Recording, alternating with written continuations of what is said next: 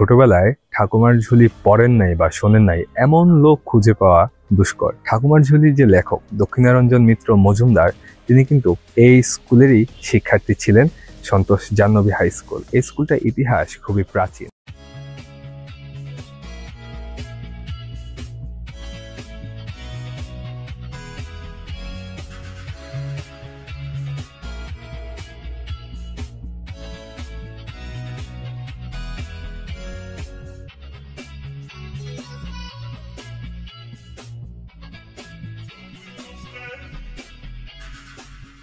সুপ্রাচীন এই স্কুলটি প্রতিষ্ঠিত হয় 1870 সালে সন্তোষের ছয়ানীর জমিদার শ্রীমতী জাহ্নবী চৌধুরানীর হাত ধরে। তিনি এই স্কুল প্রতিষ্ঠার জন্য 4.5 একর জমি দান করেছিলেন এবং পণ্ডিত বিদ্যাসাগরের সরাসরি পরামর্শে এই স্কুলটা তৈরি করা হয়। এই স্কুলটা আজ অব্দি কি বলবো, সগৌরবে টিকে আছে। এখন 2024 সাল, তাহলে হিসাব করেন 1870 সালে তৈরি হওয়া একটা স্কুল এখন 2024 সাল, প্রায় 150 বছরের প্লাস।